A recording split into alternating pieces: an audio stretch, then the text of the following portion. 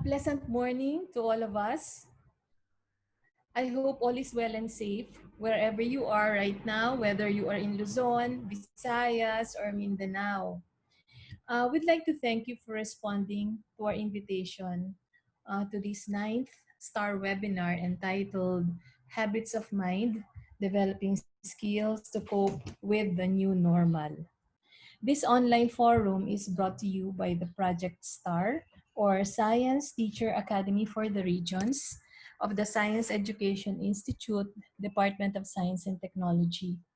I'm having trouble right now with my internet connection, so I do hope that all of you get a stable one within the next hour or so we get to enjoy a clear and audible presentation. We're expecting a total of 100 junior high school science and math teachers to join us today. And we hope you find this webinar valuable to you as a teacher and hope that learnings may be applied to your schools, especially that opening, the school is opening this month, okay? So just a reminder to participants, we would like to request your microphone to be muted while the session is ongoing so we don't get distracted with unnecessary noise. You may just turn it on later during the Q&A portion if there's a need to. Also, please stay tuned until the end of the session because we will give you some assessment questions afterwards. Okay, so I will not keep this long. Uh, Once again, magandang umaga sa ating lahat. Okay, so it is an honor to introduce our resource person all the way from Region 5, the Bicol region. Our resource person is MA in Science Teaching, major in Physics, doing her MA in Science Teaching, major in Physics at the University of San Carlos in Cebu. For her BS, she had it at the Philippine Normal College, BS Physics for Teaching. Among her work experiences are the following, divided into two parts, which is the teaching and administrative. At Bicol University, she's currently teaching there at the College of Science starting June of 2005 until the present. And she also taught at the Regional Science Teaching Center from June 1995 to May 2004 and November 2007 to November 2015. She also taught at the College of Education from June 2004 to May 2005, and also at the School of Arts and Trades from June 1992 to May 1995, all at Bicol University. Her other experience in the administration are the following. She was the director of the Regional Science Teaching Center from March 2008 to November 2015, and was also the assistant director of the same Regional Science Teaching Center in November 2007 to March 2008. She also served as the planning officer of the College of Science in June 2005 to May 2006, and served also as department chair of the physics department of the College of Science June 2006 to March 2007. She also head the technical division of the Planning and Management Office July 2006 to March 2007. And she was the officer in charge of the Planning and Management Office in November to December 2007. I just picked some of the very long list of accomplishments in her CV. Among these are the following accomplishments and some assignments that she has been involved with. First, she has been a physics trainer in various programs and organizations, too many to mention. She was the she served as plenary speaker and workshop resource person for physics education in the Samahang Pisika ng Visayas at Mindanao Annual Conference almost every year from 2008 to 2018. Suki siya doon. And I like this very much. She's our very own star trainer from 2014 to the present. She was also a member of various technical working groups, steering committees, advisory committees, and scientific review committees in various organizations. She also have written works, either published or unpublished, a long list of written works actually. She also have a long list of papers, manuals, or reports commissioned by other institutions. Actually, Suki ang ating resource person ng DOST for any task because alam namin that she can deliver very well.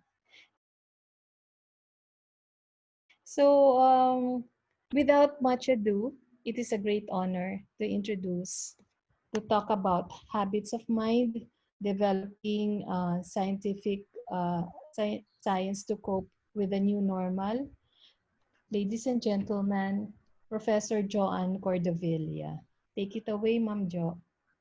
Thank you, Ma'am Sin. Feeling ko tuloy ang tanda-tanda ko na.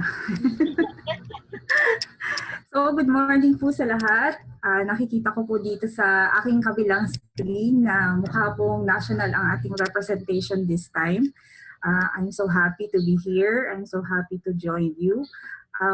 My presentation today will be something na hindi po tayo ngayon tungkol sa content. We will be talking about the affective part naman po ng ating education ngayon sa new normal. So, I would like to start by sharing my screen. Okay po. So, the title of my presentation today is Habits of Mind, Developing Skills to Cope with the New Normal. So a little bit of history, I have presented this already during the Project STAR conference last year, I think in 2019. And I am presenting this now with some new slides. Primarily because naging very significant siya ngayon. It has become something that is relevant to what we are trying to endure now. Kasi nga, diba, everything is in a flux, everything is changing. So now we have to adopt certain attitudes that will enable us to survive this particular period in our lives. So, una sa lahat po, how to participate in our webinar. Magkakaroon po tayo ng polls. I hope that most of you are familiar with menti.com. Kung hindi po, you will experience menti.com today. So we will have several polls within the presentation. May I invite you to participate. And also, as mentioned by Ma'am Cynthia, i-mute po yung microphones nyo. Your microphones will be muted. But you can please use the chat box sa ating Zoom for your questions. So I will be also monitoring the chat box natin sa Zoom for any questions that you will have later in the presentation. So let's start first by practicing the polls. So what you need to do is you need to minimize muna po yung Zoom account nyo. Minimize it first. Go to a web browser like Chrome or Firefox or Microsoft Explorer kung meron. And please go to menti.com. So I will lead you through the process. So please open a browser. In my case, ang naka-open po sa akin ay ang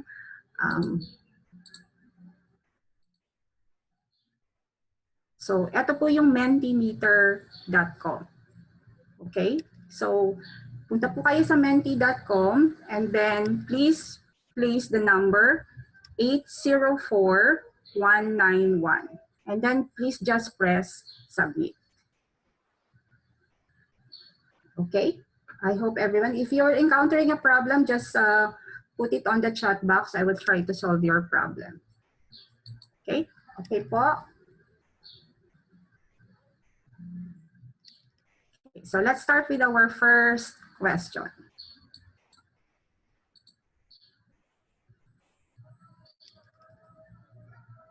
Okay, so if you entered the data correctly, you should be seeing this question. If this year was a normal year, kung sabihin wala si COVID, ang code po ay 804191. So, i-type ko na lang po sa chat, 804191. Okay? Yan po yung code, 804191. Bali po, ang hindi po yung code ang ilalagay niyo. Sagutan niyo po yung question because if you submit, okay, meron nang sumasagot in a classroom. Ganun ba? Please try the other code, 8372. Nakakapasok naman yung iba, sir.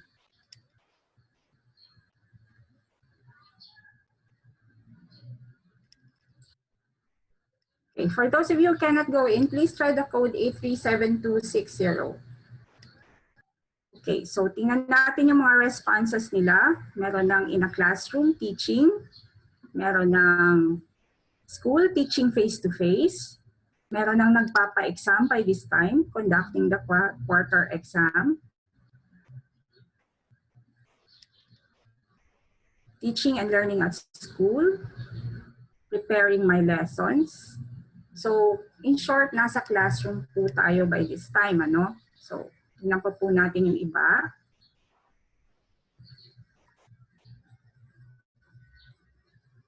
Okay, meron pong teaching in school face-to-face, having class demonstration, and preparing for the science month. So, meron na pong busy by this time. At saka po August, panahon na rin yan, di ba, ng linggo, buwan ng wika. So, PTA meeting, teaching, school. So, in short, karamihan po sa atin ay nasa school. So, we will wait for about 30 responses and then we will move to the next question. Okay, inside the classroom, preparing, first periodic test, teaching in high school, teaching in a classroom. Okay, so mukha pong by this time dapat tayo po ay lahat ay nasa school, either preparing for something or teaching a class, di ba po? So ito po yung ano. So may sagot po ditong isa, just attended the seminar workshop using the Google Classroom. So most probably this is for our current situation. Okay, so tingnan natin yung pangalawang tanong. So sa pangalawang tanong po, let's look at your feelings for this one. Which describes your feelings about the start of the school year? So, isa, hopeful. Madaming hopeful. Merong afraid. May doubtful na. May excited.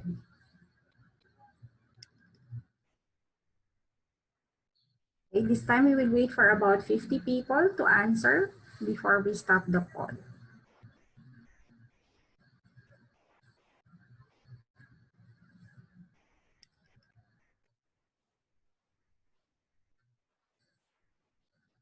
Okay, maraming hopeful.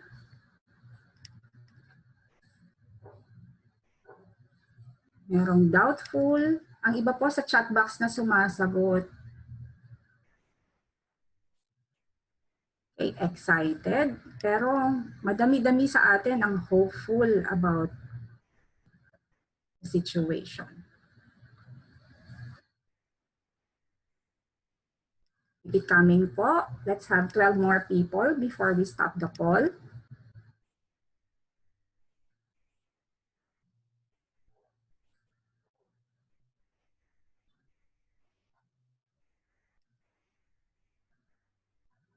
Okay, 10 more. Let's see. Talaga nga bang mas marami sa atin ang hopeful?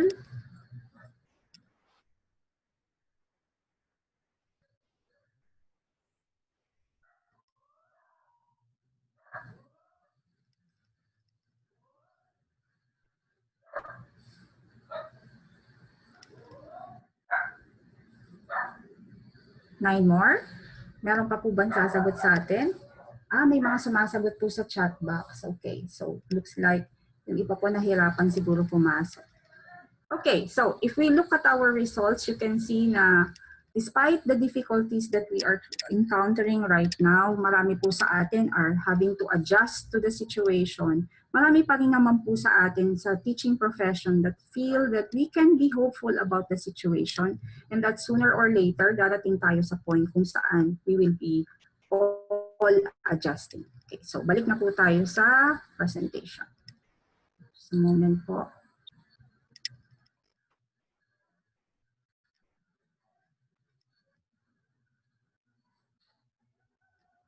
Okay. So now let us ask the question.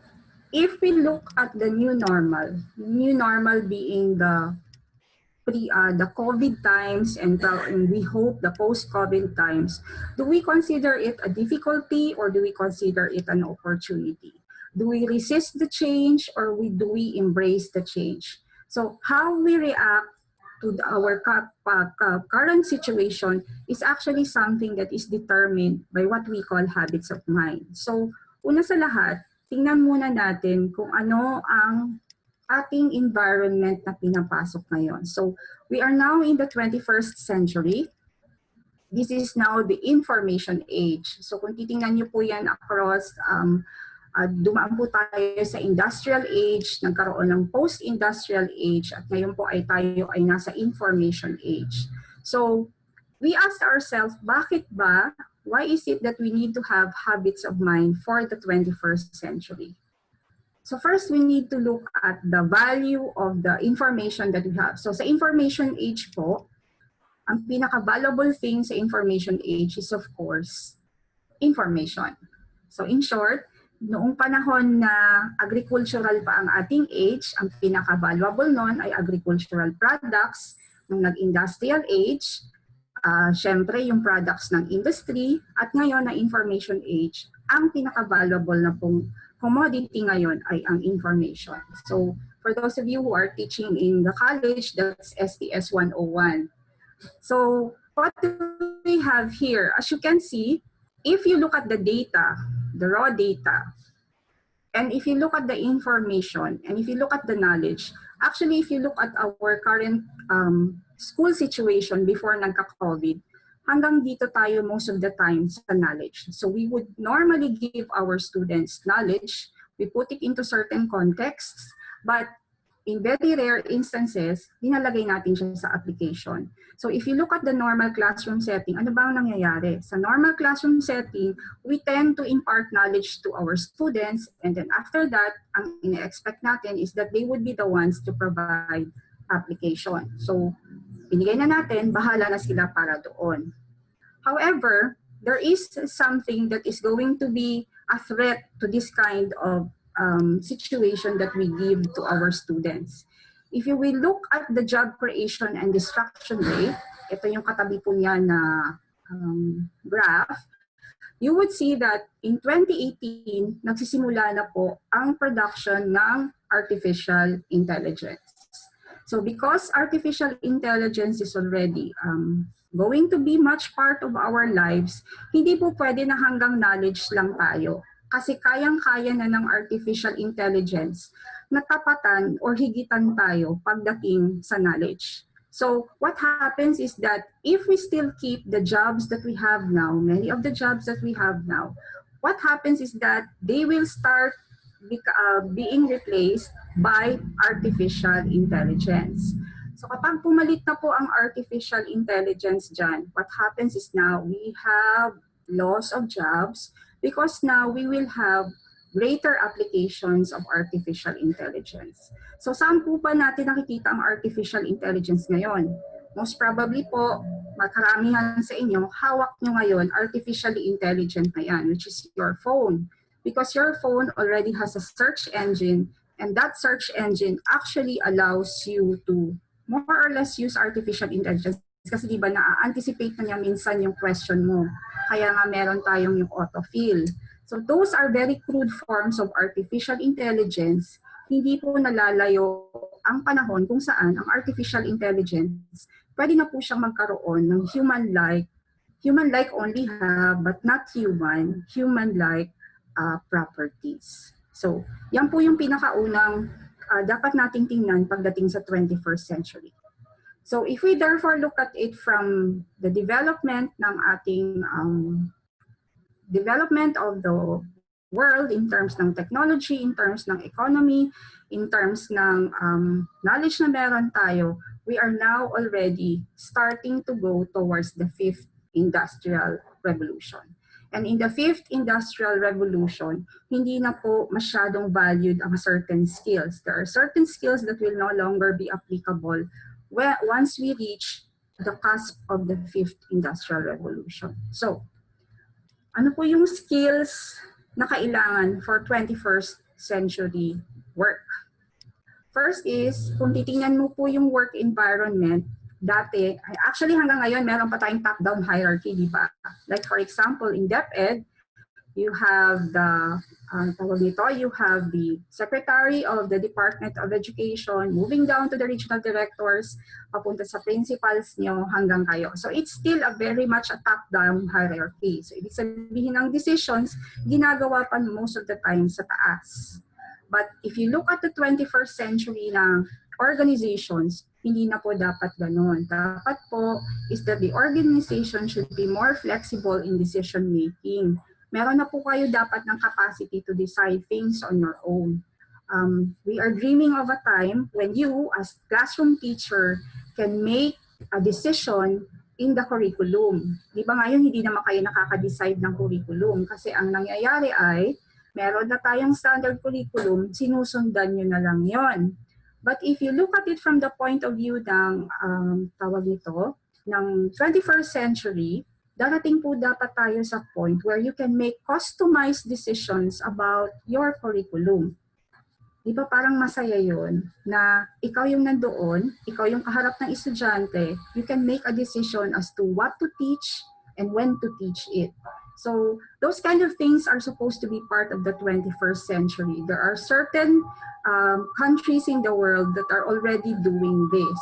So if you look at yung ating favorite na idol na country pagdating sa education, Finland, ganun po ang role na ng teacher. The teacher can actually make his or her own curriculum pagdating sa loob ng kanyang sariling classroom. So, therefore, nimble organization, creating new markets, project-based work, people-centric, trust-based, networked, and then ngayon po, ito po ang nangyayari sa atin, life work. Kasi po, ang work from home natin at ang ating work environment ngayon and ang ating bahay ay hindi na po magkahiwalay. They essentially are almost the same thing now. Okay, so by the way, you can ask questions po sa chat ha. If you have anything that you would like to contribute to the discussion, please just use the chat box. So, in the other graph, the one on the right, you can see here that in most developed countries, there is now premium for creative work. Ang Pilipinas po, nandito pa tayo. Madami pa tayong routine work that are done by people and done by machines. Ang ambisyon po dapat natin ay makarating tayo dito sa point kung saan we are now doing more creative work and leaving the routine work to machines and artificial intelligence. So in short, hindi na po ang utak natin busy ng kababalance ng debit sheets or ng accounting sheets. AI na po ang gagawa nun. We are now busy looking at things, what else can I do? What else can I create? Hindi po pong ganun na direction po pagdating sa work. Okay, so this is from the World Economic Forum. So kung titingnan nyo po yung 10 growing skills, these are the top 10 growing skills. Nababasa po ba? I hope you can read it. If you look at the growing skills, you can see that what are the growing skills that we require for the 21st century? Analytical thinking and innovation, active learning and learning strategies, creativity, originality and initiative, critical thinking and analysis, complex problem solving, leadership and social influence, emotional intelligence, reasoning, problem solving and ideation, and systems analysis. Okay? So ano po ba yung declining skills?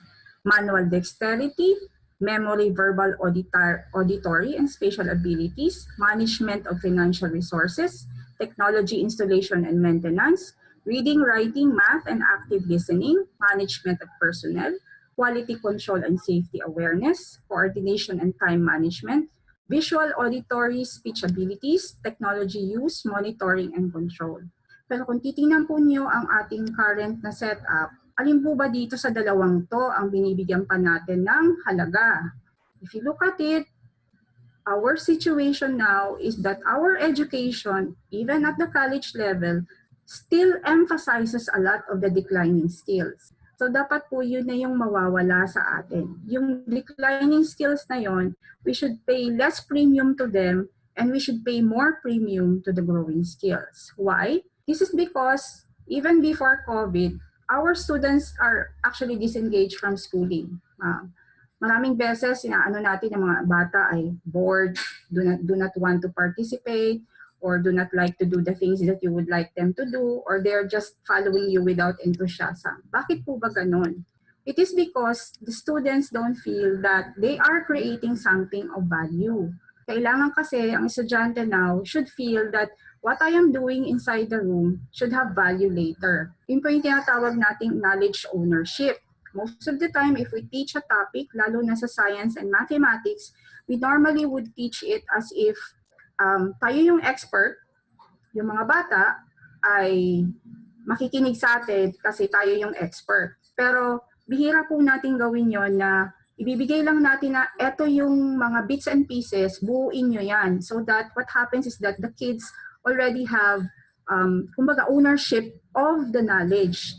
Yun po yung point, di ba, supposedly ng ating inquiry skills and then yung teaching through problem solving na pinopromote po sa Project STAR. Those two are actually promotion of knowledge ownership ng estudyante. Kasi supposedly, if done correctly and done with skill, teaching through problem solving and inquiry approach are supposed to give kids ownership of the knowledge. Kumbaga, matututunan nila yung material in the process of going through their own questions. But because nga tayo po ay nakatali sa isang standard curriculum, we also have very little opportunity to do that. Okay? So, ano ngayon ang nangyayari? May mismatch. Our industries already have to adapt to the 21st century. Kasi syempre, dahil nga bago na yung panahon, bago na rin yung requirements sa industry. So if you look at it, education has not caught up the way that industry has caught up with the 21st century. So what happens is that many employers will say that whoever they employ, kailangan pa nilang i-train uli kasi laging kulang. So what employers want now is actually an employee that is of value. Ano ba ang employee of value? The employee who knows how to learn, who knows to work well with others, who can communicate, and who can solve problems. So as you can see, these four are actually is a very, very good combination of what we call soft and hard skills. Kasi kung titingnan mo, ang knowing how to learn is supposed to be a hard skill. Solving problems is also a hard skill.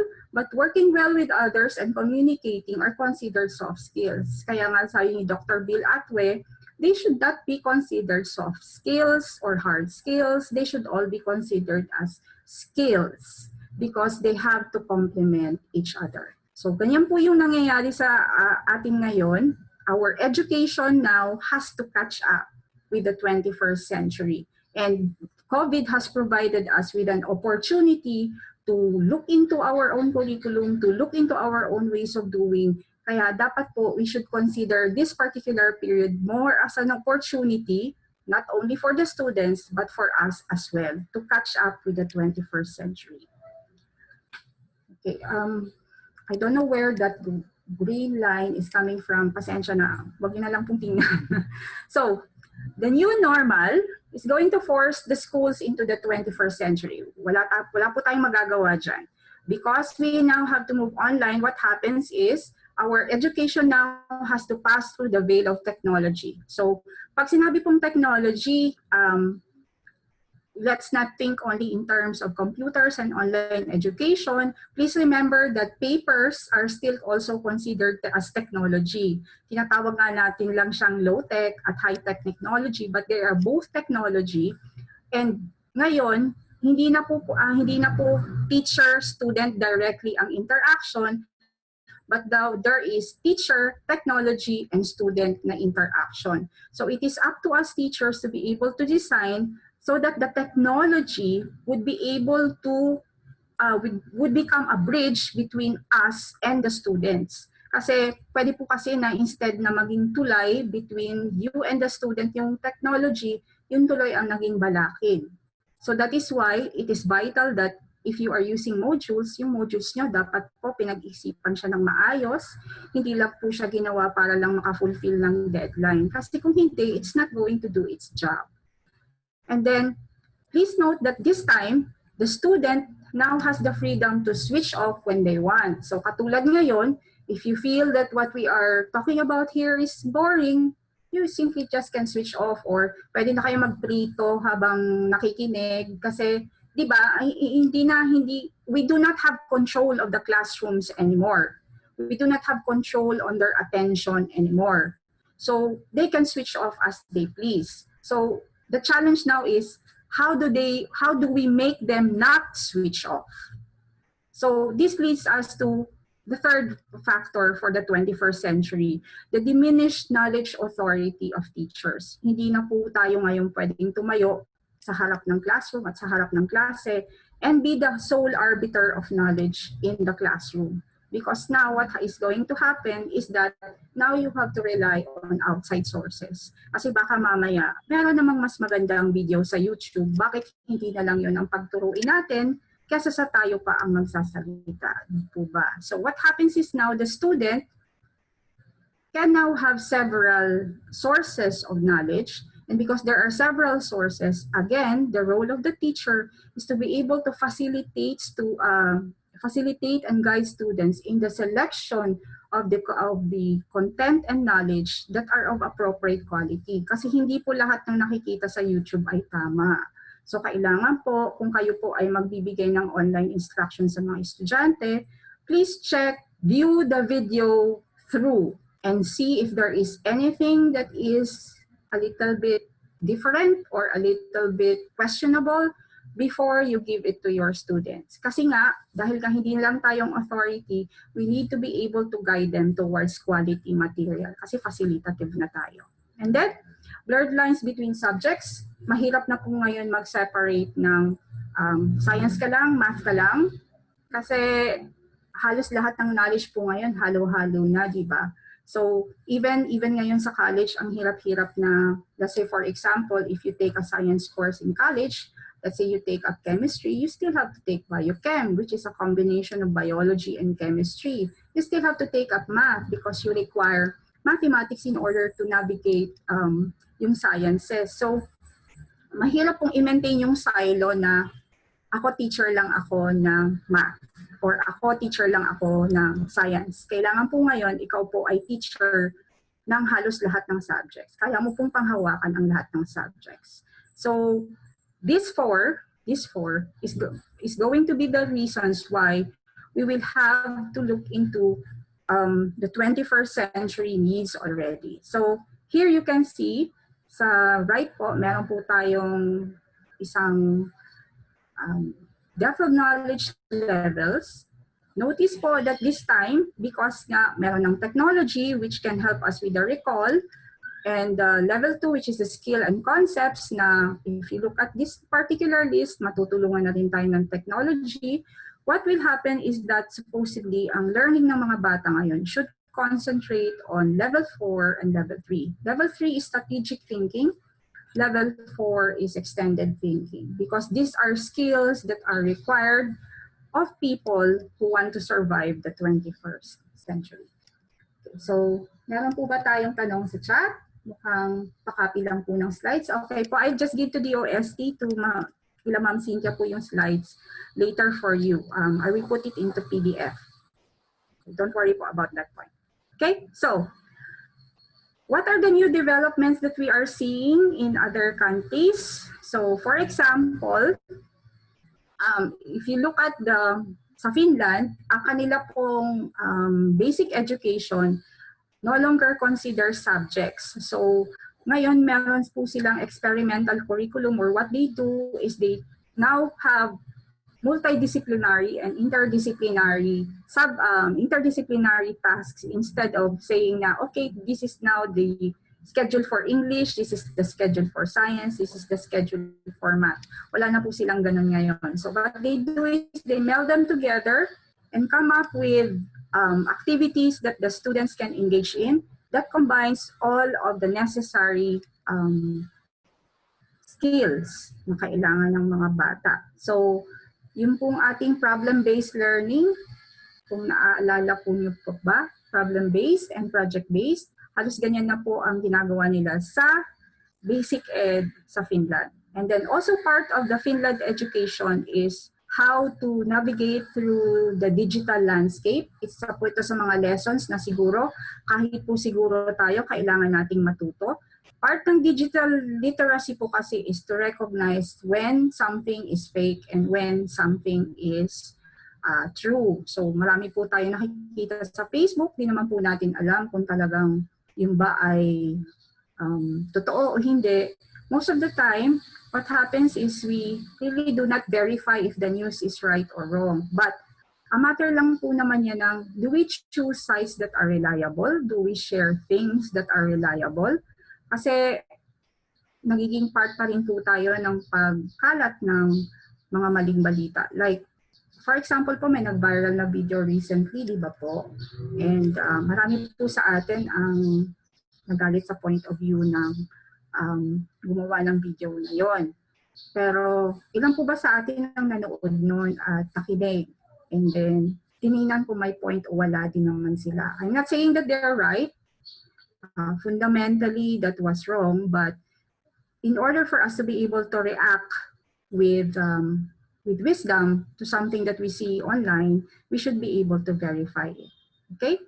And then, one more thing that we should also look into is that ngayon po ang China are starting to develop artificial intelligence teachers. So, ano po ba ang problema ng sa artificial intelligence teachers? Ang problema po natin sa artificial intelligence teachers is because they are AI, they process data more quickly than we do. So, it is possible for you to have a single AI teaching 30 students, and then kaya ng AI i-customize ang education ng 30 na yon. So bawat isa customized ang kanyang education based on how quickly or how slowly the student learns the information. As teacher, mahirap po tayo gawin natin yan, di ba? Kasi most of the time, we try to find the point where both the good students and the students who need help are able to survive our class. So, naghahanap tayo ng middle point na yun between those two kinds of students. But pag AI po kasi, hindi na niya kailangan maghanap ng middle point kasi kaya na niya siya mismo mag-adjust doon sa estudyante. But this is still very new technology. We really don't know if it's going to replace real teachers, but I don't think so because ang education po kasi ng bata, hindi lang naman yan a matter ng yung tinuturo mong content, but also how you model yourself as a person. So, yun po yung wala yung AI. So now, if we try to consider all of this, you would now look at this particular quote from somebody in Argentina who is 22 years old. Ang sabi niya, you have 20th century teachers educating 21st century students. It's like a 100-year gap. So, ito bang gap na to? Kailangan ba natin itong ipanglumo? Or do we take this up as something that we can look at as something, as an opportunity to try something new? So, isa po yan sa mga questions na dapat sasagutin natin ngayon na meron tayong opportunity to make significant changes in the way that we do things. Okay, so polvo uli tayo. So, again, I will minimize Zoom. And then we will go to menti.com and then we will look into a new Tingin po tayo ng bago poll.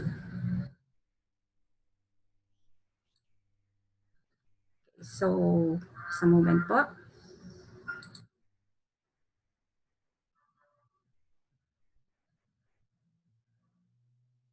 Okay, so ang gagamitin po nating code ay 939819. 939819. Nakalagay po sa taas.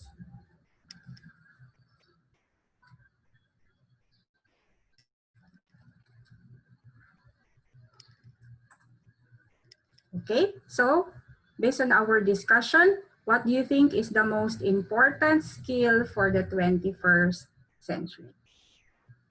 Let's wait for your answers. Sandali lang po. Okay. So we have 4 responses already. 0 pa. Okay, so sa discussion po, what do you think is the most important skill?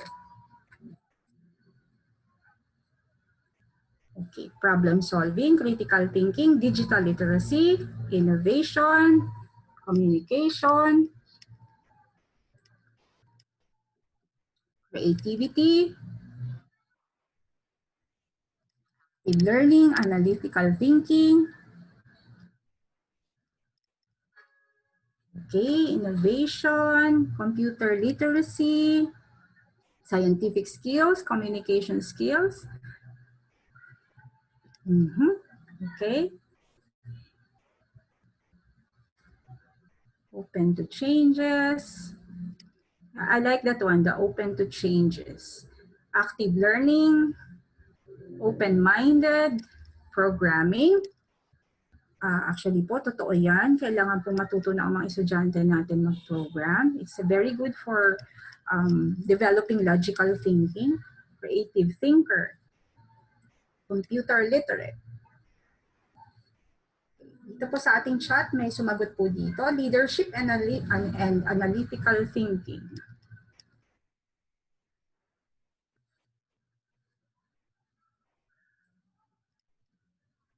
Okay. Okay. Okay, so if we therefore look at this, we have several na may 37 po nag-participate sa ating poll. Proactive din daw. 38. Okay. May hahabol pa, kahit dalawa, so that we will have 40. 39, okay. Okay, so makikita niyo po, ang naka-highlight dito ay yung critical thinking and problem solving. So now let us look at 2 problems. I hope this is visible to you. Okay, so there are 2 problems here, 2 questions in mathematics. Don't worry, these are not very hard questions, of course. What is the difference between the 2 questions? Yun po yung mahirap, yung pointing out the difference. So please write your answer to the question.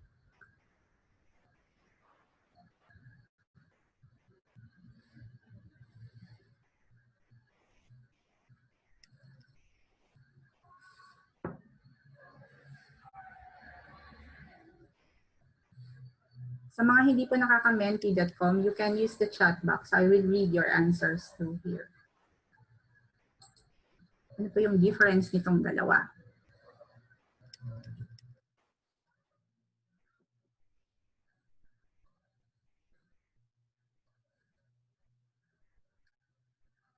Okay, we have 1 response. So, pwede ko na pong i-off tong image para makita na natin yung responses.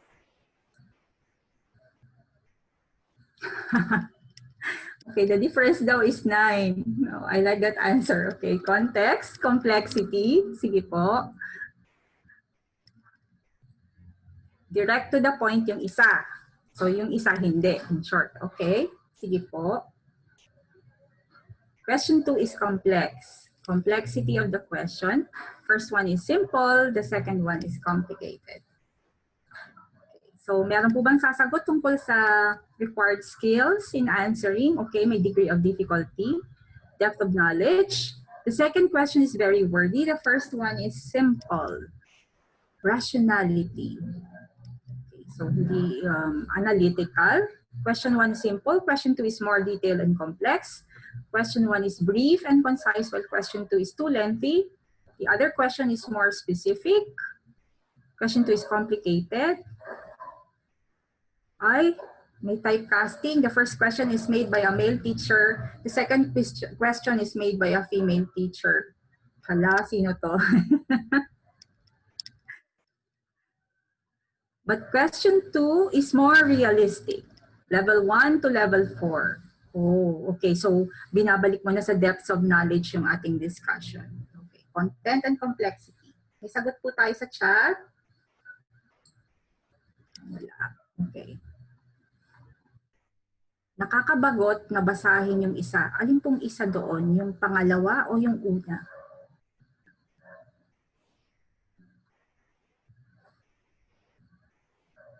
Brief and concise ang question 1. Yung pangalawa. Okay, nakakabagot daw.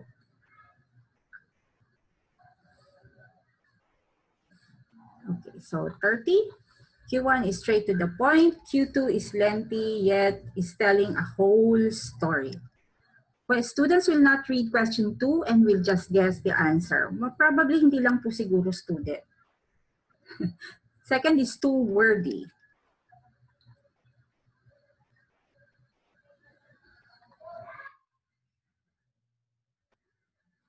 Okay, may hahabol pa. Let's have 3 more for 35.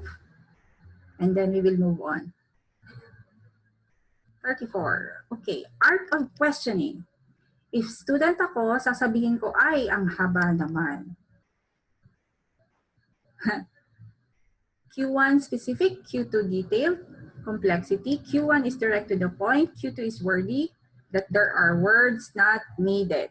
Okay, so ganyan po yung ating mga feelings tungkol doon sa question na yan. Okay, so pabalikan po natin siya.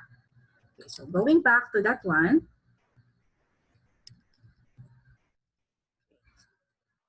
So these are the two questions, right? These are the two questions. For the first question, you essentially just have, you get the answer. This is 7, this is 9. And then this one, the answer is actually, I have forgotten the answer to this one. But the point is, the difference between these two questions, tama po kayo. Mahaba yung question 1, mahaba yung question 2, maikli yung question 1. So kung tatanungin po natin yung teachers, alin ba dito sa dalawang questions na to ang ibibigay mo sa estudyante, malamang na ibibigay mo ay question 1. Kasi parehas lang naman na skills ang hinihingi, di ba? Mag-a-add lang naman sila. Just simply add 3 plus 4 plus 2. Kasi hindi naman nagmamatter na yung, kasi fruits. And then dito, how many items? So both of them are questions that group together certain things. So in this case po, question 1 and question 2, parehas nagre-require ng addition. Mas madami ka lang i-add sa question 2 kaysa sa question 1. So in short, ang pagkakaiba dito is the attitude already that with which you approach the question. Most of us will not have the patience to look at question 2, to read through question 2, kasi nga ang haba niya. So para sa atin, huwag na natin gawin yan, masyadong mahaba. But actually, when you give question 2, you are testing not exactly only the addition skill of the students. You are actually testing the affective skills of students. So, dyan po papasok yung tinatawag nating habits of mind. These are 16 crucial skills na kailangan natin for the COVID world in the 21st century. So, in summary po, ang habits of mind are actually just simply a set of problem-solving and life-related skills. So, skills necessary for survival in the 21st century. Kasi, what they do is they promote strategic reasoning, insightfulness, perseverance, creativity, and craftsmanship. So, if you apply and understand and are conscious of your habits of mind, you actually will have the appropriate skills to work through not only school situations, but real life situations as well. So ano po ba yung 16? So ang 16 are summarized in this table. You have 1, persisting, 2, managing impulsivity, 3, listening with understanding and empathy, 4, thinking flexibly, 5, thinking about thinking, or yung tinatawag nating metacognition, 6, striving for accuracy, 7, questioning and problem posing. 8, applying past knowledge to new situations. 9, thinking and communicating with clarity and precision. 10, gather data through all senses. 11, creating, imagining, and innovating. 12, responding with wonderment and awe. 13, taking responsible risks. 14, finding humor. 15, thinking interdependently.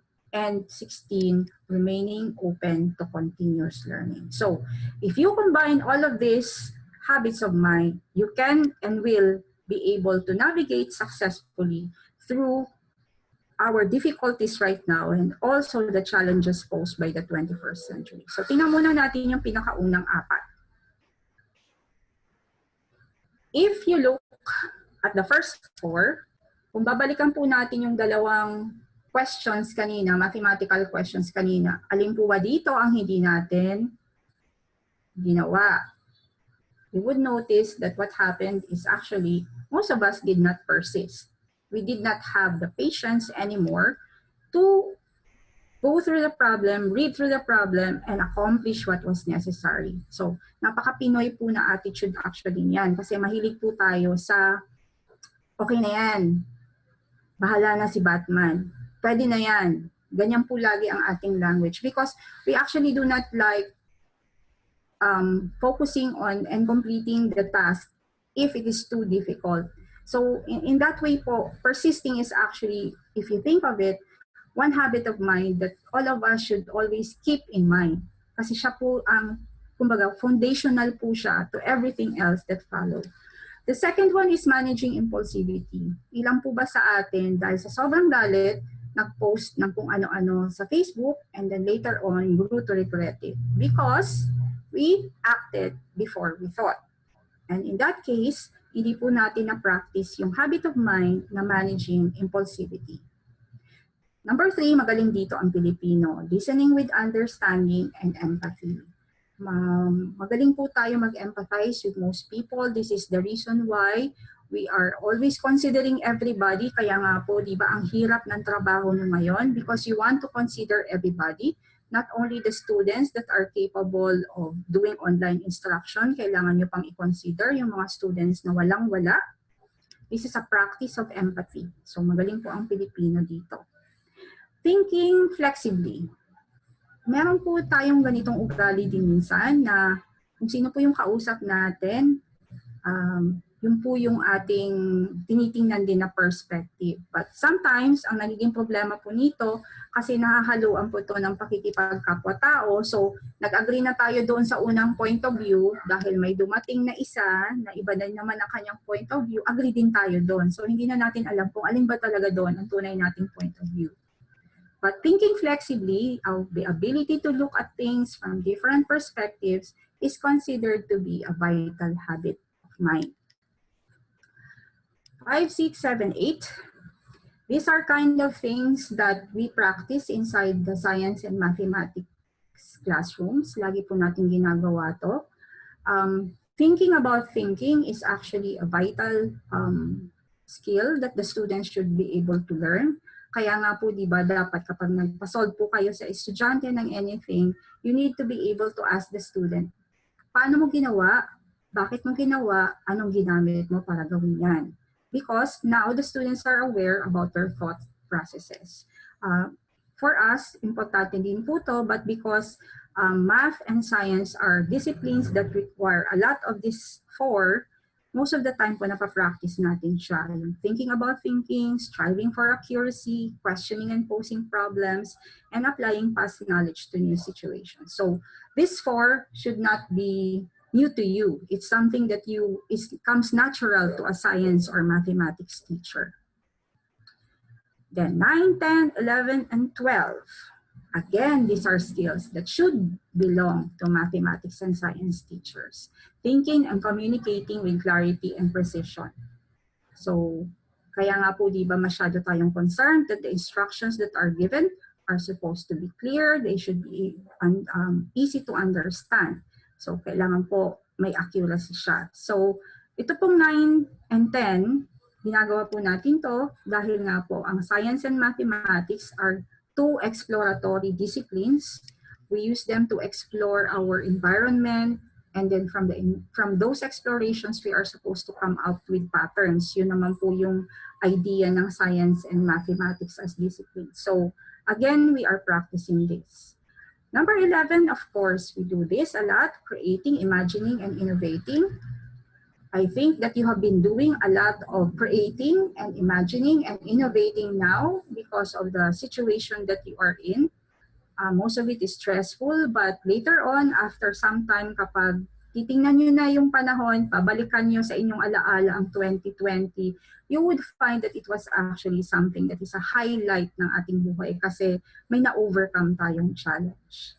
Number 12, hindi po dapat nawawala to sa inyo. Yung responding with wonderment and awe. Dapat po lagi po tayong amazed sa ating universe. Because a science and math teacher should be able to transfer that amazement to the students. Everything that they see, everything that has an explanation, dapat po may amazement pa rin nararamdaman tayo. So, I don't know how many of you still have the opportunity to look at the stars at night, yung mga hindi po nakatira sa cities. But if you look at the stars at night and you think about the fact na, oh, ang iba dito, ang nakikita kong ilaw ay luma na siya, several years old na siya. Yung tipong mga ganun po na small things are actually parts of the habits of mind that you should have. There should be certain things that are still amazing. And finally, the last 4 in our list. Number 13, taking responsible risks. Sabi nila, when you grow older, you stop taking risks because now you recognize the consequences. Pero habang bata ka pa daw, risk lang ng risk kasi hindi mo pa alam yung consequence. But if you are to take a risk, this risk must be responsible. So dapat within boundaries. So in short, dapat aware ka ng consequences. Okay? Number 14 is finding humor. At di po kayo nawawalan ng sense of humor lalo na sa panahon ngayon. Kasi pag nawala yung sense of humor niyo po, wala na talaga tayong nito. Lahat po tayo nito ay will only be anxious, will only be stressed out, but because we are Filipinos, we always try to find humor in things. Even nga po yung pagsuot ng face shield, we always find something that is humorous about wearing the face shield, yung mga gumagawa ng DIY na face shield na gawa sa water bottles. Yung tipong mga ganun, we find it funny, but somehow nakakagaan po siya ng pakiramdam kapag you find something funny. So hindi po dapat nawawala ang sense of humor. Thinking interdependently, of course, you practice this in your classroom because you ask your students to always work with others. You as well should be working with others at this point. Hindi po dapat kayo nakatayo na parang kaya ko to, ako lang. Dapat po nagtatanong kayo, you should be sharing tips with each other. What's the best platform to use? What is the best way to do things? Dapat po engage kayo with the rest of your community, with the rest of the science and mathematics community, trying to find out ways on how to do things better. Kasi po, lahat naman po tayo nahihirapan ngayon. And then of course, number 16, whether we like it or not, at this particular period in time, we should remain open to continuous learning. Kasi nga, COVID is still providing us with new experiences, and we hope that these new experiences are going to lead to new knowledge. Okay, so ito po ay isang clever idea ng isang author about you can actually summarize the 16 daw into the success of habits of mind. So success standing for sensorial, understanding, control, cognitive, exact, suppleness, and silliness. So success. So classify po niya sa mga habits of mind kung alin doon ang sensorial, yung open to continuous learning and using all senses.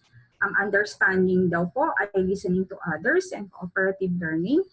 Control is persistence, taking responsible risks, and managing impulsivity. Ang cognitive ay drawing on past knowledge, metacognition, questioning and problem solving. Ang exact ay precision of language and checking for accuracy. And suppleness ay flexibility in thinking, creativity, and wonderment. And ang silliness ay of course yung humor. So you can think of it as success, habits of mind. Okay? So it's a very clever way of combining all 16. Okay, so if you summarize, therefore, what are habits of mind, they are characteristics of intelligent people. Intelligent people are very good at adapting to things. So if you consider yourself intelligent, you should be already performing a checklist in your mind. Alin po sa 16 ang meron ka na? Di po ba? Alin na sa 16 ang meron ka na? So dapat po medyo iniisip mo na may sense of humor pa ba ako? May persistence ba ako? Am I able to manage my impulsivity? Mga tipong mga ganun pong tanong ay naitatanong nyo na ngayon sa sarili nyo. Now, educational outcomes in traditional settings actually focus on how many answers a student knows.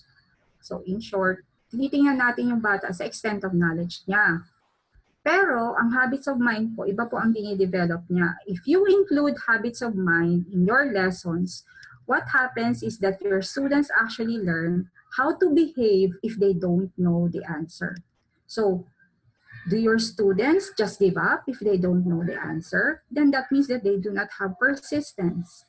Do your students get angry if they don't get the correct answer? Then that means that they are not able to manage impulsivity. So dapat po, within the curriculum that we are building, aware din po tayo dapat kung paano ba natin mapapasukan ng habits of mind yung ating mga lessons so that students learn these skills, and then these skills will enable them to behave properly once the opportunity comes na hindi nila alam yung sagot. Okay, so teaching habits of mind enhances how students produce knowledge rather than reproduce it.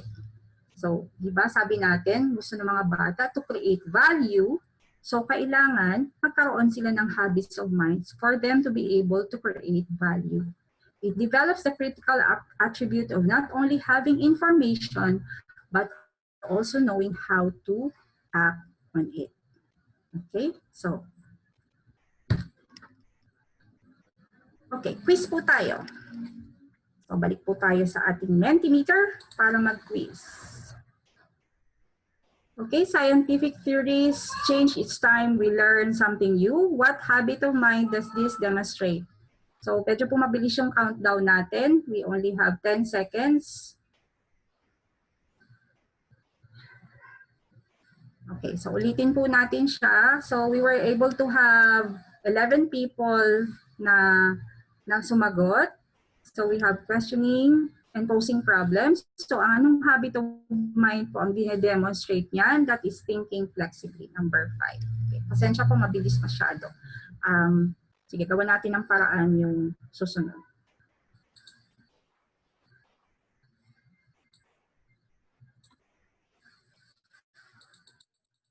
Saan naman natin ng konti, no? Okay. Okay, so percent.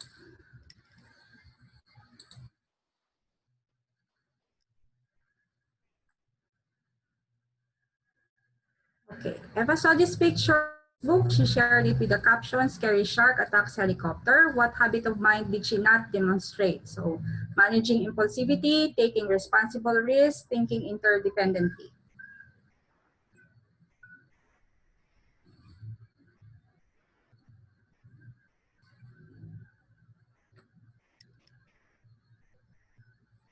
Daming humabol.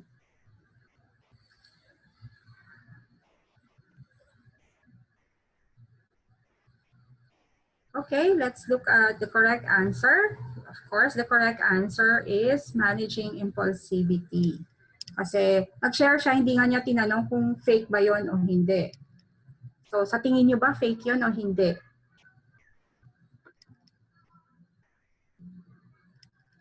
Anyway, wala sumasagot sa chat. So, in any case po, yung picture na pinakita ko kanina, kayo po ang mag-discover kung yun ay fake or totoo. Ayun, may sumagot na, fake daw. Fake po. Sabi ni Sir Marvelino Velarde, fake daw. Okay. Sige, mamaya natin sagutin yung tanong kung fake nga ba talaga siya. Okay, so ngayon, tingnan natin yung ating curriculum.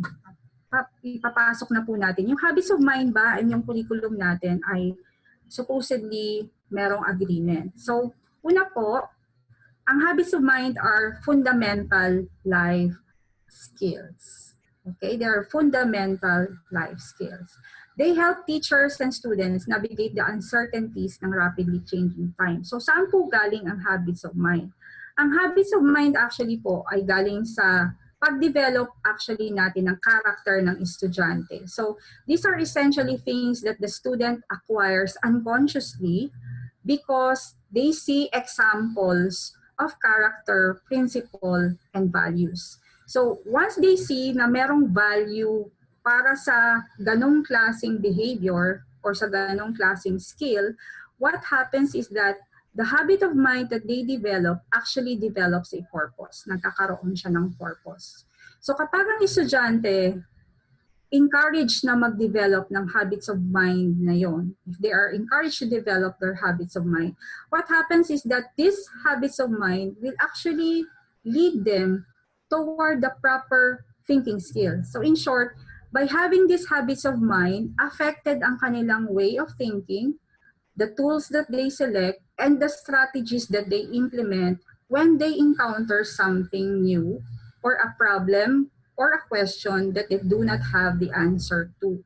So in short, kailangan po muna na we encourage the development of the proper character, principles, and values so that the habits of mind are encouraged to develop, the skills required are encouraged to develop. And if these are developed, what happens is that they become vital in the use of the thinking skills, the tools, and the strategies. So what happens? Kapag ang bata meron na siyang tamang thinking skills, gumagamit siya ng appropriate tools, and they are able to create proper strategies. So now they can act on the content. So in short, hindi po ang habits of mind labas sa ating ginagawa sa school. It is something that should be part of school because they still act on necessarily what we want to happen, di ba? Which is to provide students with the appropriate content as well as the knowledge and skills. So kumbaga, you, by targeting habits of mind, you not only target yung thinking skills, tools, and strategies nila, you also ultimately target the amount of content that they learn. Ang kagandahan pa po niyan is kung may habits of mind na sila, they are now equipped to be able to look into problems on their own. The content now has personal value to them. Yung tinatawag ko, yung kanina pong tinawag nating ownership of knowledge. So in short, what happens is, ngayon yung teacher, facilitative ka na. Hindi ka na arbiter of knowledge. Because now, binigyan mo na sila ng tamang habits of mind, they are able to act on the content on their own. Kasi meron na silang skill at meron na silang tools that are necessary to do that. So, if we therefore review yung tatlong framework ng ating curriculum, embedded in all these three, hindi ko na siya pinalaki kasi I'm sure na ilang beses nyo nang nakita to, embedded in all these three are actually the 16 habits of mind. So kung titingnan mo siya ng mas malalim ito, lalo na po sa math, medyo mas explicit yung kanyang pakastate sa math. But if you look at the science, and if you look at the general framework for the curriculum ng K-12, naka-embed po dyan ang habits of mind. So in short, tinuturo na po natin siya even before COVID. So if you look at the activities that you have been doing inside your classroom, if you revisit your classroom activities, you see here that I have placed 1, 2, 3, 4, 5 different activities that often happens inside the science and mathematics classroom. Meron na pong habits of mind na nade-develop ang mga estudyante. Okay? I would just like you to pay particular attention to redoing the test. Bihira po to ginagawa ng teacher kasi usually we think of the test as an opportunity to grade. But you also need to look at the test as an opportunity for the student to review his or her thinking na bakit ba siya mali doon sa ano na yon? What did he or she do wrong? This is an opportunity to learn something new actually if you ask them to redo the test. So here, if you redo the test, dahil nga redo na siya, yung estudyante has to practice persisting. Lalo na po kapag medyo complex na ang pinagagawa nyo sa student if you're asking them to solve slightly complicated problems. So what happens is they now have to redo everything, and redoing everything requires persistence and thinking flexibly kasi nagkamali ako dito, bakit kaya? How about kung hindi ko siya i-divide, i-multiply ko na lang siya? Iba kaya ang lalabas na result? Yung tipong mga ganun na klase ng thinking are necessary. So, please do not say that you are not doing habits of mind. You were actually doing habits of mind even during the face-to-face. Medyo nga lang hindi consciously. So, what you can do is perhaps you can review your curriculum guide and instead na unahin mo yung anong gagawin ng bata, ang unahin po ay anong habits of mind ba ang pwede kong i-develop sa estudyante. So in short, even before you start thinking of what the students are going to be doing, think first about what habit of mind can I develop in the student. So you can, this is one example. Nakuha ko po to sa curriculum guide ng science. I'm not sure anymore about what grade level this is, but I'm pretty sure that it's there. Naggagawa sila ng Newton's Olympics. So here I have identified 3 possible habits of mind that I can use for them to be able to develop during the time that they are doing the activity. So ngayon, what happens is, now I can develop this habit of mine in my students by. So ngayon, mag-iisip na ako, ano ba yung mga activities na dapat ipapagawa sa mga estudyante that will lead to the development of this habit of mine. So, kumbaga, hindi naman po kayo lalabas na ng curriculum. It's there already. All you need to do is to be more conscious about what habit of mind you are trying to develop. Okay? Okay, so some more activities that you can use is, one is finding errors in web content. Marami pong articles na makukuha kayo sa internet na merong mali. And then yung mali na yung papahanap nyo sa estudyante, papa-explain nyo bakit mali.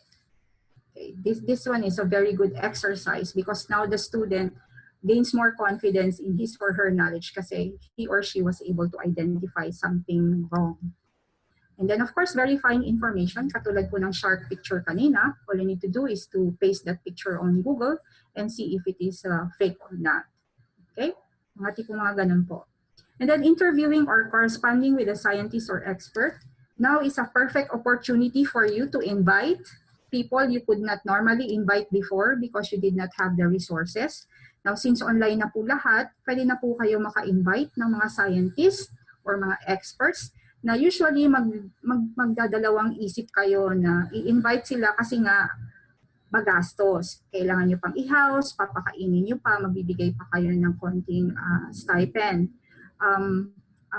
Sa university po namin ngayon, actually, yung isa naming young teacher has been invited by an elementary school in Australia to talk about the weather. Kasi nga po, ano yan, this is now possible that you can contact a lot of scientists or experts and then let them talk to your kids. Kasi mas ano na po ngayon, mas flexible na po sila ngayon pagdating sa ganyan dahil nga wala ng housing and transportation na involved. Then you can also do picture challenges. I will show you an example later.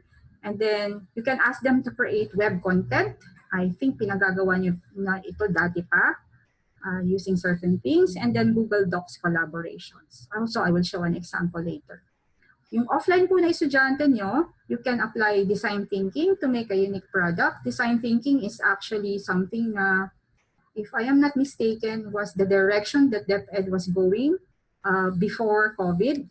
In fact, I think there is going to be a lot of people supposedly na magte-train sa Singapore for design thinking because DepEd wants to emphasize design thinking already in its as part of the curriculum. So, pwede nyo pong ano yung mga bata na gumawa sila ng unique product. Like for example, bagong style ng toyo, bagong style ng upuan, or bagong laptop stand, yung tipong mga ganun po na mga projects na unique to them. You can ask them to do that. That will develop a lot of habits of mind. The second one is something that perhaps you should consider. You're teaching junior high school students already. So maybe you can ask them to mentor a younger child or some of the neighborhood children kasi hindi naman po tayo lumalabas pa sa ating neighborhood bubbles. So what you can ask them to do is kupin nila yung mga younger kids doon. Maybe they can help in educating the kids.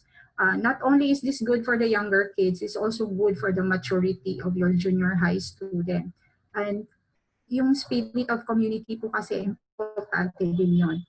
And then, organizing home or neighborhood projects, if it's possible for your students to organize something inside their house, for example, only, they can perhaps do something. So it's a matter only of looking at what is available to your students habang sila ay nasa bahay at wala kayong direct contact sa kanila maliban through technology. So some examples. So this is an example. This is called the Getty Museum Challenge. This one became very popular way back in March. Hindi ko po alam kung may nag-participate sa inyo dito. The Getty Museum Challenge is that you get a picture, a classical picture or a classical work of art, in this case po a sculpture, and then what you do is you use the objects in your house to recreate the picture. So this is actually a very good lesson not only in optics but also a matter ng perspective, tsaka yung difference ng two-dimensional to three-dimensional pictures. Hindi man ito consciously ma-express ng bata na yun yung natutunan niya. They actually learn these things simply by having this kind of picture challenge. Or you can also ask them to make something like this, a picture that is organized according to a theme. The theme for this one is actually the color wheel. So makikita niyo po marami. Using household items lang po. And then what they do is they take a picture and then they upload it into your class so that the classmates can share. So this kind of things po, pwede nyo ipagawa yan sa mga estudyante. These are very good exercises in creativity. And then, this one is a little bit more highbrow. Yung teacher kasi, nag-ano siya ng, bigyan mo ako ng difference ng context ng surface area tsaka volume. So yung estudyante, pinicturean niya muna yung volume ay yung banana na nasa loob to indicate volume. And then to indicate surface area, ginamit niya yung balat. Di po ba? So yung mga math teachers po, this kind of picture should be something that should please you. Kasi, di ba, ano yan, it shows that the student has some form of understanding. Although technically yung balat, medyo may kapal pa rin naman siya ng konti. But the point is the student made an effort and it's a very clever effort. So, hindi po mga ganito pong challenges would be good for your student. And creating web content. Marami po sa teachers ayaw ng memes, but actually there are certain memes that are high level ang kanilang laman if only you know how to look for them. Most of the time I also entertain my students with memes, but palagi po ako minsan nasasabihan ng iba na yung mga jokes ko daw ay mahirap maarok, kailangan pa daw ng explanation. But the point is, the memes themselves provide some form of education. Like this meme, assume initial conditions as 0. If you are a math teacher or a physics teacher, this is funny to you. Di po ba? Okay. So, ito naman po ay hindi ko po alam kung kayo po ay encouraging ng TikTok. Hindi ko rin po alam kung kayo ay may subscription ng TikTok. Pero po, there are certain good videos inside TikTok themselves. Kasi siya yung replacement for Vine. Kung naalala niyo po, several years back, merong Vine. TikTok now has several things. This one is an example of a 16-year-old who decided to record himself teaching math. So, kita nyo po, may 600,000 followers na siya.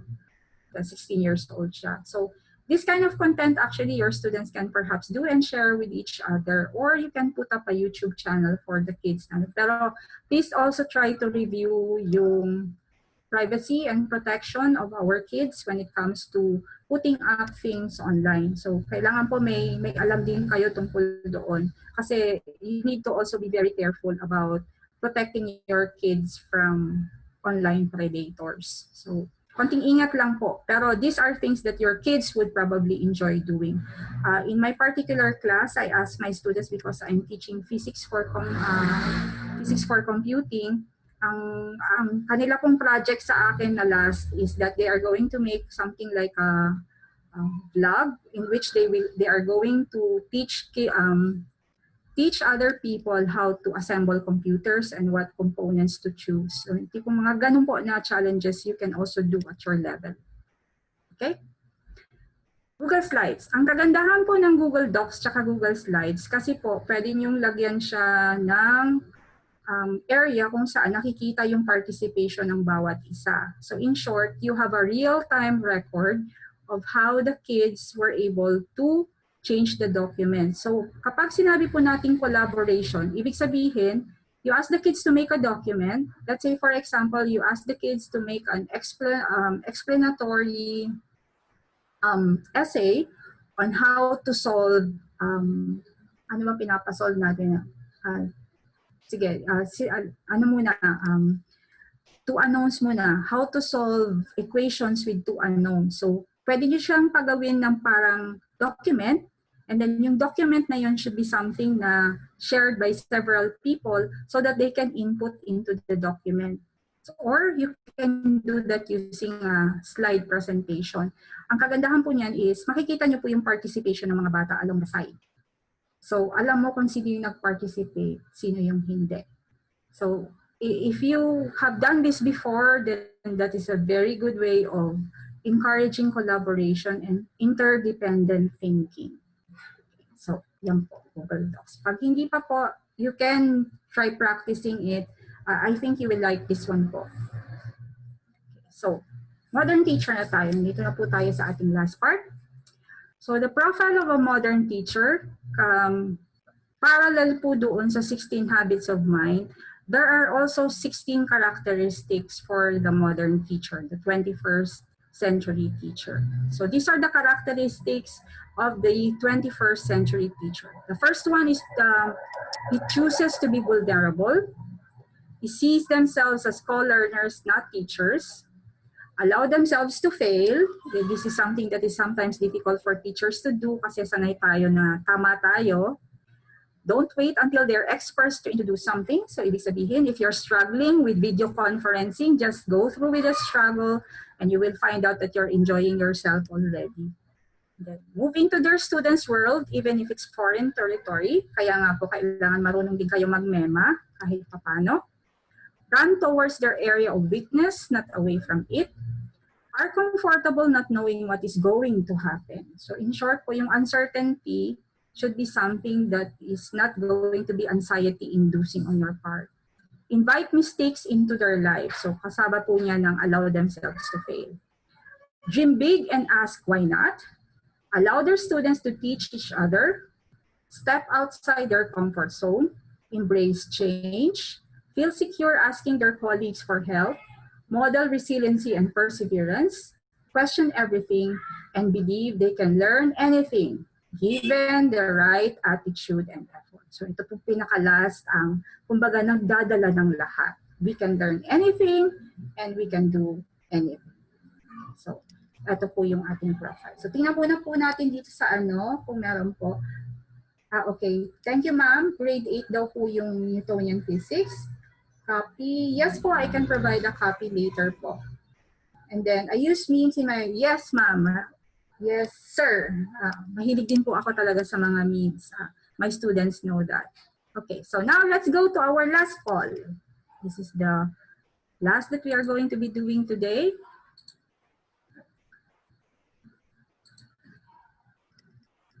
Last na po. So,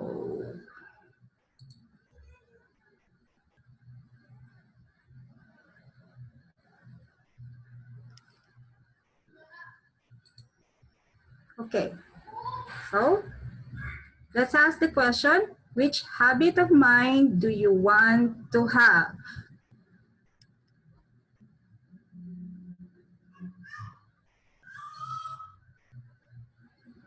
$16 po yun. Nandiyan po sa screen yung 16. So, pili po kayo. Alin ba dyan ang gusto nyong magkaroon kayo? So, in short, wala pa po kayo. Pero gusto nyong magkaroon.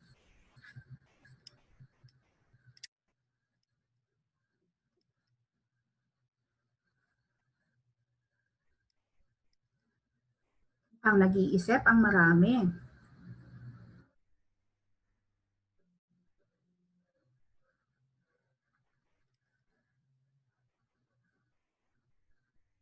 Okay, may isa na tayong sumagot.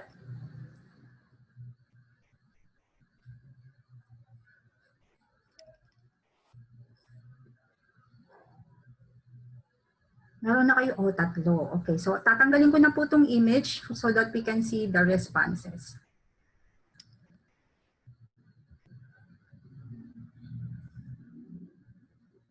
Okay, taking responsible risk, persisting. Ako din po, actually persisting din ang medyo problema ko. Wala din po akong persistence.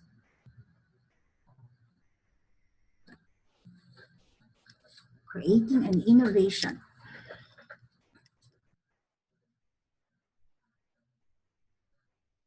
Interesting po. Mukhang pare-parehas tayo ng these are 20 people already, but it seems like we're only limited to several na responses.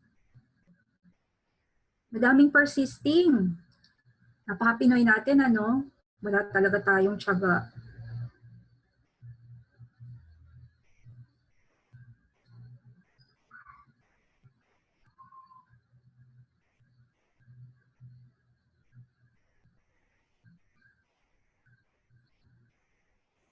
Okay, let's wait for one more. And then, okay, so thinking flexibly. Okay, so let's look at the last question in our presentation. Which habit of mind do you want to improve? So, improve na naman to. So, in short po, meron na kayo, pero you feel that you can still make it a little bit better.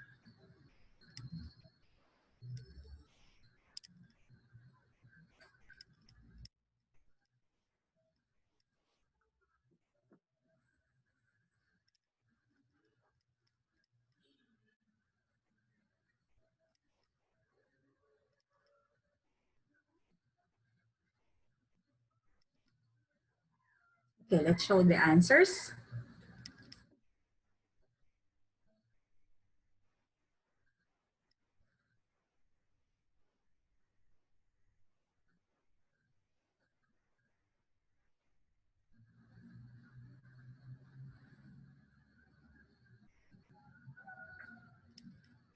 Okay, striving for accuracy. Actually po, mahirap po talaga yung striving for accuracy, even in our language.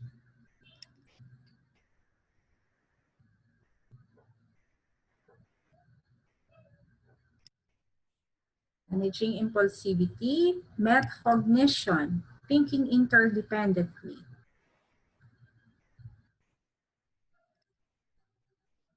Filipinos are actually very social, so it's very easy for us to develop skills kapag involved ang ibang tao. But the personal skills are a little bit more difficult for us.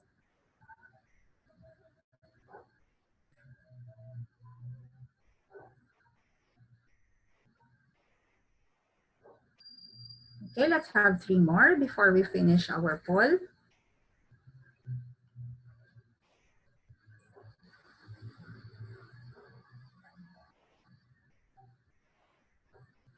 Okay, meron po tayo ditong sagot sa, ang dami palang sumagot dito na sa ano yan. Okay, so may finding humor, persisting, flexible, persisting, creating, imagining, remaining open to continuous learning, and thinking flexibly. So as you can see, ang mga hinahanap po natin are actually skills that we also want to get from our students. Okay, so tapusin na muna po natin yung ating poll. Okay po, so this is actually my last slide. If you want the references are here. Thank you very much for your attention. I think we can already start with the question and answer. So thank you very much po. Thank you for participating. Thank you very much, Ma'am Jo, for that very insightful presentation. So maybe let's give some time, a few minutes, to the participants to ponder on questions that you have given them, like what habits of mind do we have, what habits of mind we would want to have, and what habits of mind would we want to improve on. Maybe we are going to bring these questions in mind and pag-isipan pa hanggang mamaya. But for now, yes, we open the floor for questions or clarifications. So for those who would want to to verbalize their question, you can just unmute yourself, or you can even put your questions in the chat box. So who would want to start?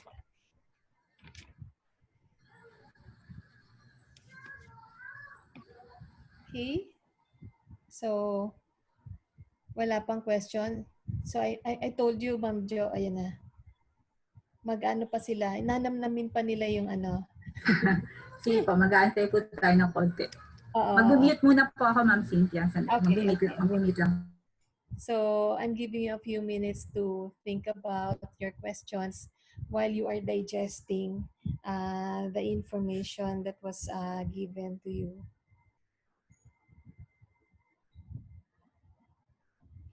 So, let's see. And by the way, for those who are requesting for a copy of the presentation, actually this presentation is being recorded and we are going to post it in our FB page once again for those who would want to watch it again. So it will be uploaded in the YouTube, and you can find the link sa FB page namin. So there's where you can find the presentation.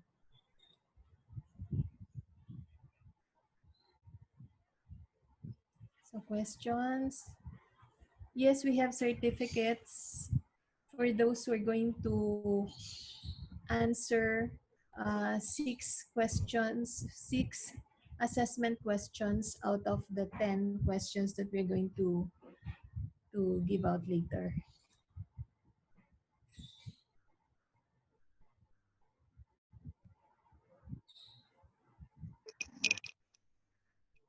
Good morning po.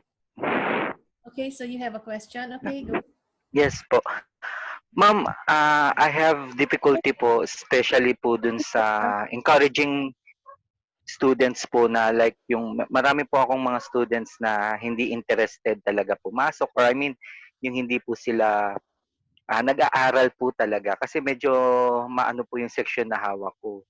Ma'am, ano po yung habits of mind na ano po yung dapat ko pang magawa? Kasi I usually do home visitation, giving modules, even before pa po eh. Eh, hirap talaga po ako sa mga bata, lalo yung interest po nila na talagang pumasok, eh, hindi naman po talaga, wala po talaga sa kanila. Pumapasok lang po sila because they know na papasa din naman sila, or ipopromote din sila sa next school year. Ganun po. Clear po ba yung question po? Thank you po. Yes, sir. Oo. Sir, thank you very much for your question. Sir, ano nga po pala pangalan mo? I am Mr. Marvelino Velarde po, Okay, from SDO Laguna. Okay. So, kung tutusin, sir, medyo urban ang setting niyo po. Ano? Tama po ba? You're teaching science or math? Science po. Grade 9 okay. science po. Okay. Kasi sir, as I have mentioned kanina, most of the time po kasi ang mga estudyante natin ngayon, you are not actually the only one who has the same observation. Marami po sa mga teachers natin actually, ganun din yung nakikita nila. Yung mga estudyante, pumapasok na lang, parang auto-pasok ang nangyayari. Yung papasok na lang sila just to get over it. Yung po nga kasi, dahil nga, if you look at how our students behave right now, they are very, very much interested in creating their own content. Di po ba?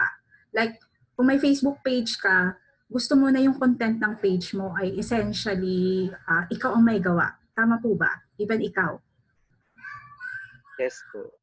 So, ganun din po yung estudyante. They really want to be able to create their own content. So, ang problema kasi natin, sir, is that tayo po ay nakabakod sa ating curriculum that we are supposed to be, we are supposed to be able to deliver this amount of content for this amount of time.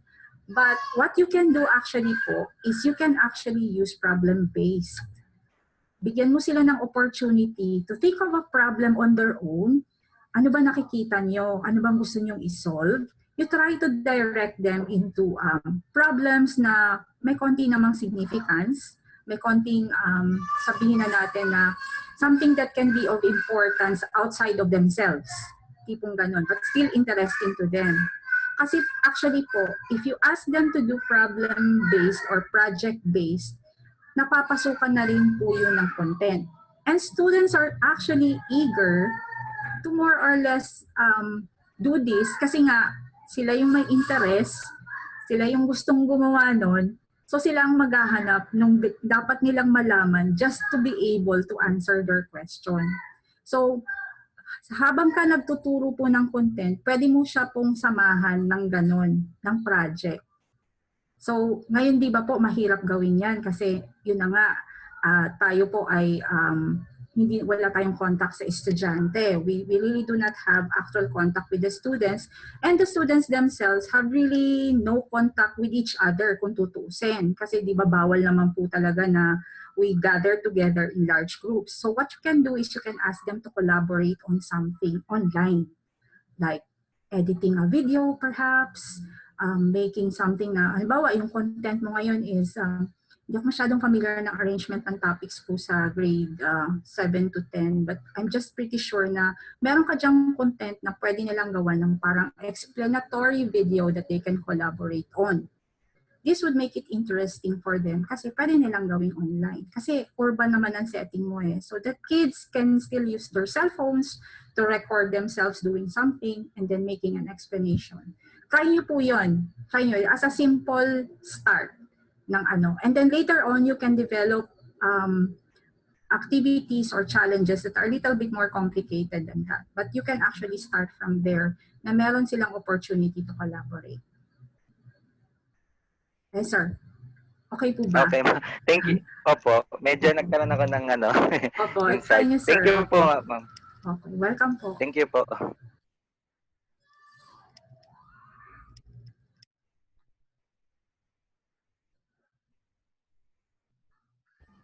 There's a comment from Markson Mejia. As a mathematics teacher, I am contextualizing lessons.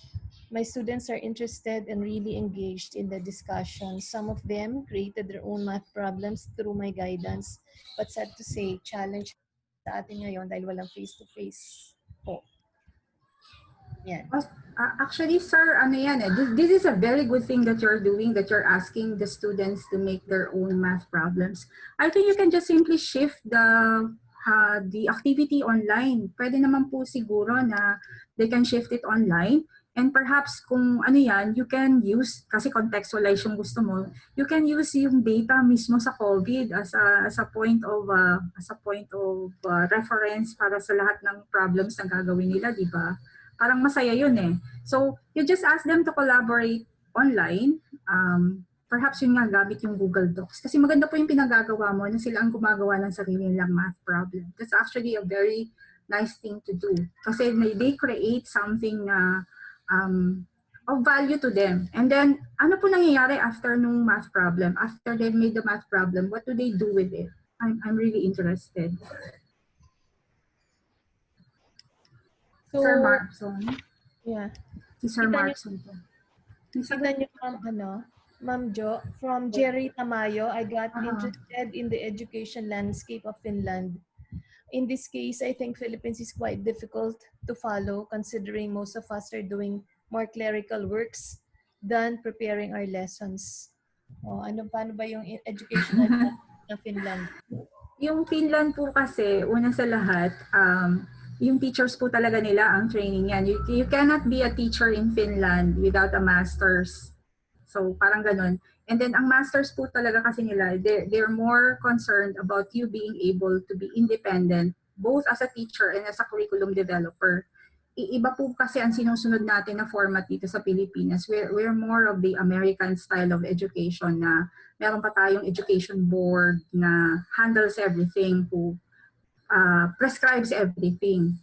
Sa case po kasi ng Finland, they train their teachers to be their own curriculum developers. That's why may opportunity sila to experiment a lot. But actually, hindi naman po kailangan that we adopt the Finland model agad.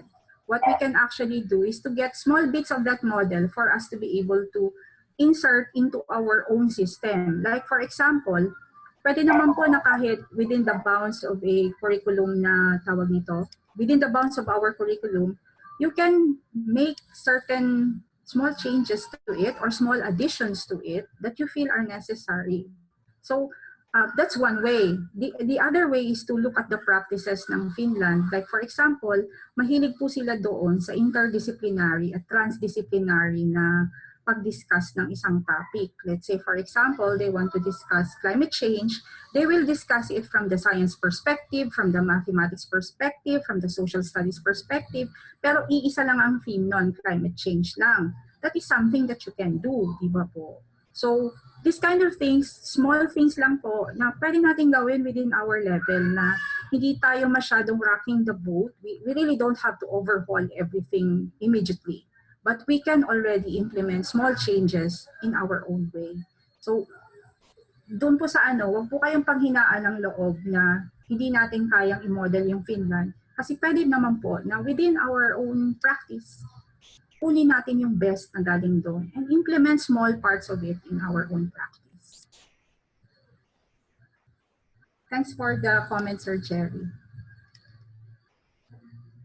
Tapos po, meron po dito yan. multiple From Linden Evangelista, Ma'am Jo, we can apply the multiple intelligence to make it interesting in making their own content. Oh, actually po, yes, this is a good suggestion. Ang multiple intelligence po kasi requires 7 ba siya? Tama ba? Around 7 different kinds of intelligences. That's the good thing about making their own content kasi marami kang tinutuhok na skills na usually hindi mo makukuha kung nakaupo lang estudyante sa loob ng room mo. Sige po. Thank you, Sir Linden. Another one from Reggie Naungayan. Developing habits of mind in both students and teachers will truly be beneficial to the teaching-learning process. However, it will be a challenge to inculcate these skills and values through online and modular modalities. But everything starts with a single step, as they say. Thank you po for the words of encouragement. This is a good statement of encouragement for everybody. Now, you start with a small step and then sooner or later makikita mo ang layo na ng narating. Yeah. Now from Mrs. Raisi Obilio Caranzo, since it is real challenge to be able to develop habits of mind among our students, can you suggest any particular habit of the mind more applicable for a specific age range?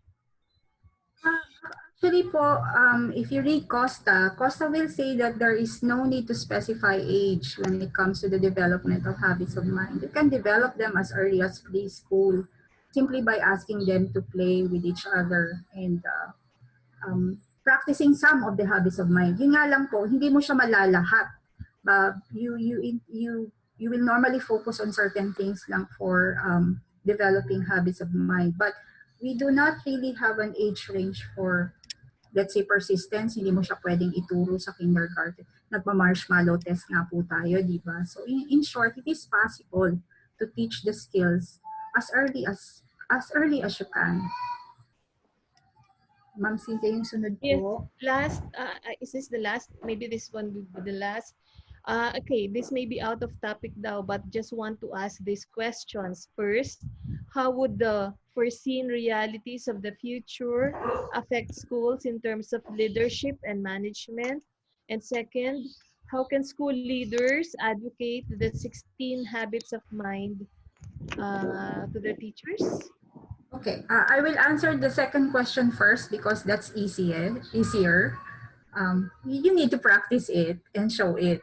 Diba? Ganun lang naman yun eh. If you model it, the students see that it's working well, then they will be encouraged to practice the same.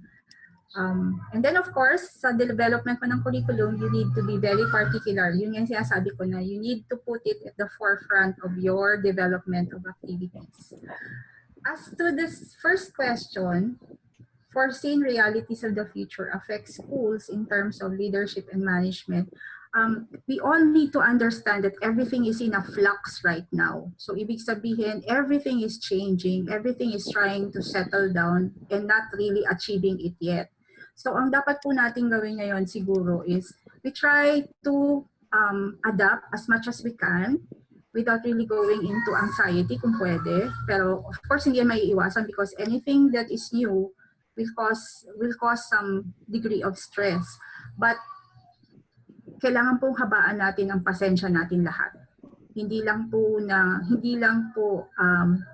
siguro tayo nagkakaintindihan pa ngayon because everything is in a flux. But if we exercise a little bit of patience and empathy, which is a habit of mine, and then what happens is that sooner or later, mapapansin na lang natin that everything has already settled down. So right now, ride with the flow muna po tayo. Try to do the best that we can along in the circumstances given us. And then makikita niyo lang naman po na later in the future, nag-adjust na pala tayo, hindi lang natin napansin. Ma'am Sin? Okay, so I think there are no more questions coming in. So Wala na po. I guess all the concerns and questions have been sufficiently answered. And with that, I would like to thank you very much, Ma'am Joanne, for the Thank you din po for the opportunity.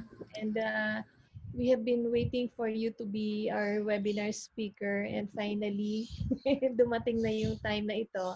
Grabe, grumaon out dito eh. Oo nga eh. May mga taga Bicol dyan. They know. Thank you so much.